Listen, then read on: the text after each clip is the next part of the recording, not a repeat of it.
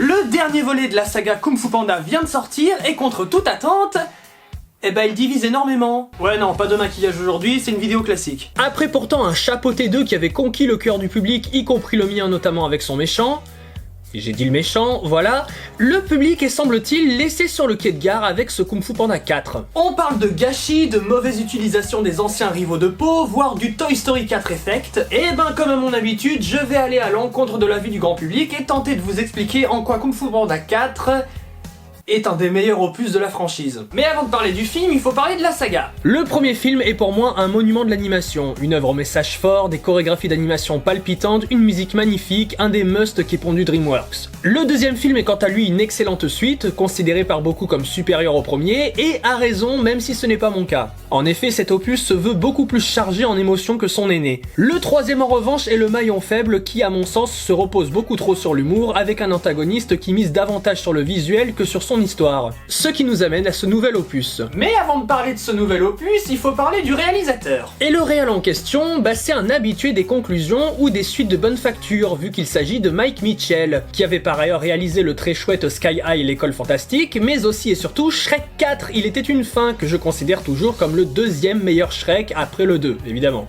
Et c'est dernièrement le réal du Lego Movie 2. On retrouve quelques motifs similaires à travers cette filmographie qui reviendront dans le film qui nous intéresse aujourd'hui. Le film se concentre avant tout sur Po qui, après les événements du 3, passe le grade au-dessus de celui de guerrier dragon, à savoir guide spirituel de la vallée, sauf qu'entre-temps, une menace aux 1000 visages se manifeste de l'autre bout de la Chine. Comme je l'ai dit, ce film fait office de synthèse et de conclusion au titre de guerrier dragon pour Po. Beaucoup d'éléments de l'histoire rappellent les précédents opus, mais jamais dans le but de faire une référence gratuite. Dans Kung Fu Panda 2, Po part à l'aventure dans une ville qui est asservie par l'antagoniste du film et laisse son père derrière lui. Dans Kung Fu Panda 4, Po part à l'aventure dans une ville qui est asservie par l'antagoniste du film, mais cette fois, ses deux papas partent ensemble lui prêter main forte. La cérémonie du guerrier dragon est la même que dans le 1, avec cette fois Po qui est le maître qui doit choisir son successeur. Dans Kung Fu Panda, Tai Lung, le prétendant au titre de guerrier dragon, envoie une dague sur son mentor et ce dernier la rattrape au ralenti. Dans Kung Fu Panda 4, c'est au tour de celle que Po choisira comme apprenti guerrier dragon qui réitère ce geste. C'est plus que des références, le réalisateur montre qu'il a compris les opus précédents en piochant dedans pour boucler la boucle. Le film se permet même quelques petits échos très légers en termes de répliques. You want it? Come get it. Well then, come and get it. No. La méchante du film est un très bel exemple de ça. À l'image de Shen, elle a servi une ville pour trouver du métal pour son plan, et à l'image de Kai, elle vole le talent des précédents maîtres Kung Fu pour parvenir à ses fins. Et dans une continuité d'inversion des rôles, on a sa relation avec Zen. Dans les deux premiers opus, les méchants sont des jeunes héritiers qui ont un conflit parental mis en parallèle avec celui de Po. Dans Kung Fu Panda 1, Tai Lung a un conflit avec Shifu, son père de substitution, tout comme Po avec son père Loi. Dans Kung Fu Panda 2, Shen a un conflit avec ses deux parents biologiques, comme c'est le cas pour Po. Et bien ici, c'est cette fois la méchante qui est le parent spirituel du futur guerrier dragon. Po ayant réglé toutes ces questions dans les précédents opus, c'est maintenant à Zen, la nouvelle guerrier dragon, de les régler. Et pour ce qui est de Po, pas de meilleur parallèle pour lui faire boucler son arc de guerrier dragon qu'en affrontant une chimère dégénérée qui reprend les visages de tous ses anciens rivaux. En parlant d'eux, il est temps d'aborder le point polémique, le traitement et le retour des anciens rivaux de Po. Et ça vous surprendra, mais je trouve que le film est loin de faire n'importe quoi avec. Contrairement à un Spider-Man No Way Home, le film ne fait pas mumuse avec ses personnages de façon grotesque pour juste déterrer un passé doudou. Le film n'a jamais besoin de citer les événements des premiers opus pour définir les personnages. Le seul qui fait ça, c'est le méchant du film, qui résume le passé à de simples prises cool. Ce que Po cesse de faire en faisant autre chose que juste botter des fesses. Ces personnages savent ce qu'ils sont et ce qu'ils ont vécu sont ce qui les définissent. Ces personnages ont eu leur chance de rédemption et n'ont pas su les saisir. Leur donner un arc de rédemption ici n'aurait eu pas de sens, surtout quand, comme dans No Way Home d'ailleurs, la fin est de toute manière la même, à savoir retour à l'envoyeur. Le Seigneur Shen, même s'il avait saisi la main tendue de Po, était socialement impardonnable, mais il est mort en acceptant sa défaite face à Po qui lui a surmonté ses cicatrices. C'est donc logique qu'il s'incline devant Po.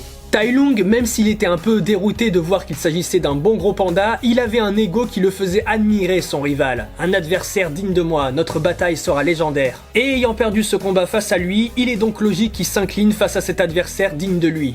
La saga Kung Fu Panda nous a appris qu'il ne servait à rien de ressasser le passé, qu'il était derrière nous et que rien n'y changerait. Il est donc logique et pertinent que ces personnages restent tels qu'ils étaient après leur défaite, dans la même logique que Po qui laisse ce glorieux passé derrière lui pour passer à autre chose. Contrairement à la caméléone qui pensait pouvoir avancer en utilisant des éléments du passé. Ce qui n'est pas sans rappeler Tracassin dans Shrek 4 qui pensait pouvoir changer le passé là où Shrek finit par ne plus vivre dedans. Et comme c'était aussi le cas pour Rex et Emmett dans le Lego Movie 2 avec cette histoire de double du passé.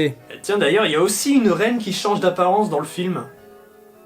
Quand je dis que le gars il a des motifs récurrents. Enfin, l'absence des 5 cyclones était pour moi nécessaire, car déjà dans le 3 ils ne servaient plus à rien, leur présence aurait selon moi alourdi le récit, car hors de propos avec la thématique du passage de flambeau pour Po. Dans le 1, leur présence était légitime, Po était le disciple qui admirait ses pairs. Mais là, c'est Po qui est devenu le héros à admirer pour une nouvelle génération, il est donc logique de diminuer la présence des 5 cyclones. Cela offre au contraire une nouvelle dynamique de personnage pour notre bon gros panda qui est rafraîchissante dans cette saga. Et leur absence permet de mettre en avant enfin certains personnages qui selon moi étaient un peu effacés jusque-là, à savoir les deux pères de Po, qui ont enfin l'occasion d'avoir une dynamique de duo pleinement présente à l'écran. La réalisation est quant à elle bien léchée, offrant des plans très graphiques et spectaculaires, notamment tout ce qui entoure le dernier acte, et même si les nouvelles compositions se font rares, j'ai tout de même eu des frissons de réentendre Oogway Ascent lors des adieux des méchants. D'ailleurs, comme preuve qu'ils ont tout compris au personnage, à la toute fin du film, on constate que malgré toute la sagesse qu'il a acquis, Shifu est toujours le même grognon qu'à l'époque du premier film, vu qu'il a la même réaction en voyant le futur guerrier dragon